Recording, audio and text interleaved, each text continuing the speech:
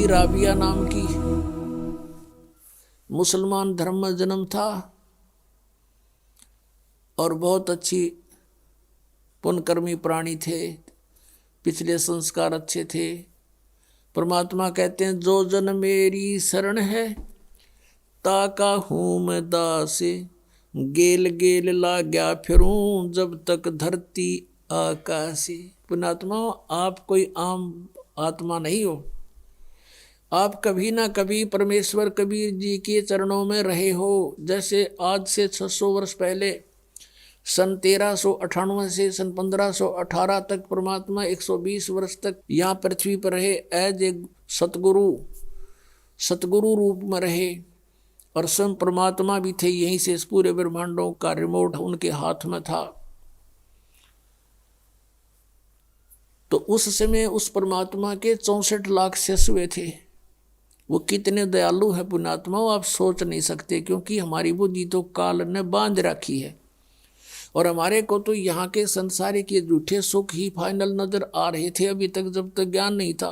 अब वो दयालु 600 वर्ष पहले आया, इसलिए आया कि इन आत्माओं को एक बार रिचार्ज कर जाऊं, फिर इनको मनुष्य जन्म मिलते रहेंगे जब तक पिछली पीढ़ी आएगी। ये कलयुग के प्रारंभ की बातें हैं। सन 1398 संवत 1455 ये ज्येष्ठ सुदी पूर्णमासी को परमात्मा सतलोक से चलकर आए, अपने निज स्थान से, उस ध्रुवलोक से,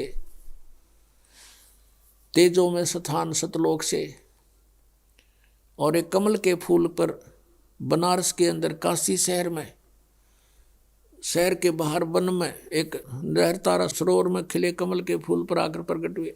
वो प्रथम चरण था कलयुग का। अब ये बिचली पीढ़ी, ये मध्य का समय है कलयुग का, और कलयुग का लास्ट जो होगा उसके विषय में बताया कि उसमें सब कृतघ्नी प्राणी हो जाएंगे।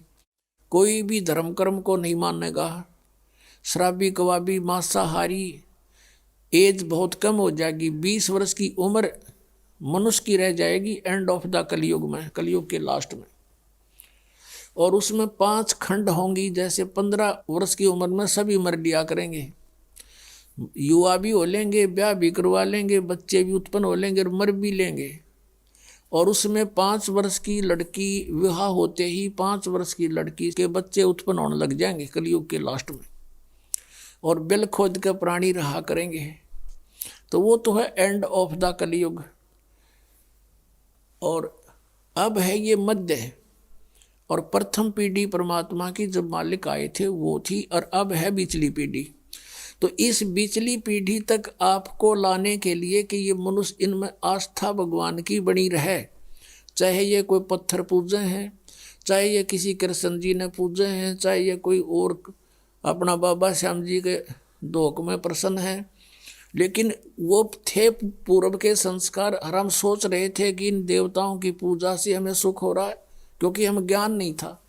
जैसे ये दास भगवान श्री कृष्ण का विशेष पुजारी था, भगवान विष्णु समझो, कृष्ण श्री राम, भगवान शंकर, हनुमान जी का पुजारी, यानी जैसे सारी कौड़ी भर रहे थे। पहले साधली साधना कराया करते थे। बाबा श्याम जी हमारा इष्ट देव यानी कुल देवता, और वो भी पूजा। और ये थे तब पिछले संस्कारी बताएं कुल की हमारी। तो उसमें जैसे हम स्कूल में पास होते थे शिक्षा में, तो अपने सोचा करते भगवान कृष्ण ने दया करती, फिर बाबा श्याम जी याद आ गया, बाबा श्याम जी ने दया कर दी, बजरंग बली की मेर जय हो, उसने मैं पास करा दिया। फिर विवाह हुआ, नौकरी प्राप्त हुई, संतान हुई, तो इन्होंने सोचा करते इन भगवान ठाठ कर दिए, और इनकी पूजा करते थे। आस्था थी और ज़्यादा आस्था बढ़ती चली गई, क्योंकि सुख होने लगे। ये हो रहे थे पूर्व के संस्कार, प्रारब्ध ही फल रहा था हमारा, और हम सोच रहे थे इनने मौज कर रखी है। तो ऐसे ही पहले ये सब होता रहा। तो परमात्मा 600 वर्ष पहले आए थे, और वो कहीं भी जा करके खड़े हो जाते थे, जैसे कोई मदारी तमाशा कराया करे, और खड़े हो जाते थे चौराहे पर या गली के बीच में गांव में, और वहाँ गाने लग जाते थे, अपना शब्द सुनाया करते थे। मानुष जन्म दुर्लभ है ये मिलन बारंबार, तरवर से पत्ता टूट गिरे बोर न लगता डार, परमात्मा ने ऊंची ऊंची आवाज में कहीं खड़े होकर बोलने लग जाते, आसपास के लोग इकट्ठे हो जाते, काफी झुंड बन जाता। और मालिक की आवाज तो लाउड स्पीकर से भी तेज थी, जहां जो बैठा उसको वहीं सुन रहा है और आराम से बोल रहे हैं। और लीला थी उस मालिक की, परमात्मा के आगे क्या है लाउड स्पीकर है। तो ऐसे सैकड़ों की संख्या में भक्त वहां जमा हो जाते, फिर प्रार्थना करते, हे भगत जी आजाद और डट जाओ हमारे गांव में। अच्छा भाई डट जाऊंगा, वो तो गए इस उद्देश्य से थे। फिर अगले दिन फिर परमात्मा शाम ने भी सुनाते, दिन में वो अपना धंधा करे थे, शाम ने फिर कराएंगे भैया जी हो। ऐसे लाखों लोग हो गए थे भगवान के, एक दिन में सैकड़ों जगह प्रकट हो जाते हैं भगवान। जैसे आज तो ये टीवी हो गए, एक व्यक्ति बोलता करोड़ों टीवियों में जाकर वो सारा अपना ज्ञान दे सकता है। उस समय ये भी नहीं थे, और ये होते तो कबीर साहब ने बोलन कौन देता, जैसे इस दास के साथ हो रही।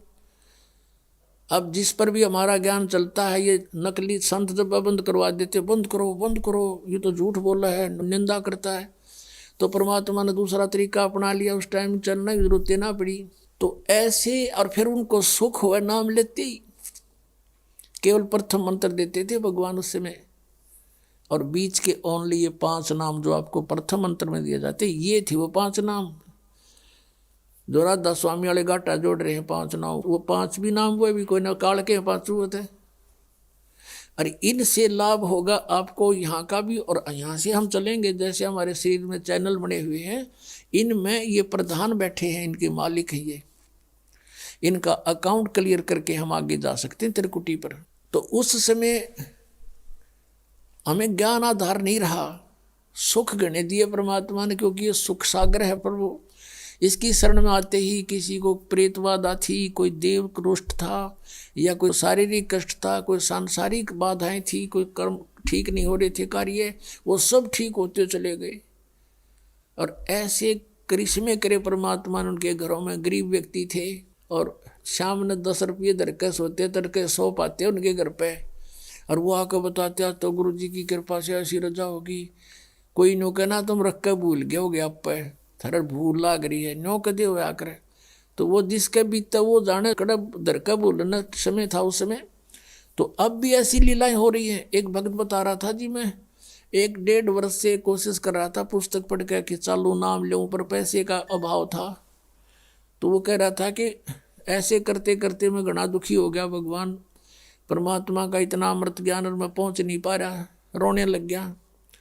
एक दिन कहता 100-200 रुपये बैंक में पड़े थे, वो निकलवाने गया था, 6,000 रुपये बैंक में पाए। 6,000 रुपये मेरे अकाउंट में जमा हुए पाए।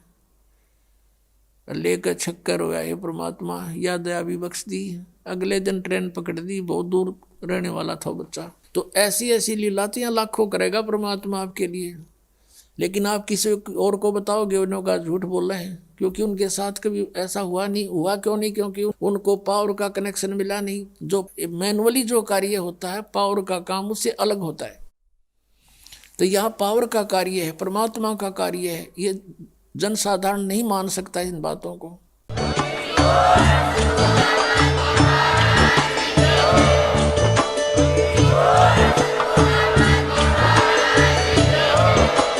आप सुन रहे थे जगत गुरु तत्वदर्शी संत रामपाल जी महाराज जी के मंगल प्रवचन। अधिक जानकारी के लिए विजिट कीजिए हमारी वेबसाइट www.jagatgururampalji.org। संत रामपाल जी महाराज जी के शुभ आशीर्वाद से पूरे विश्व भर में 500 से भी ज्यादा नाम दीक्षा केंद्र हैं, जिन पर संत रामपाल जी महाराज जी द्वारा ऑनलाइन निशुल्क नाम दीक्षा दी जा रही है। अपने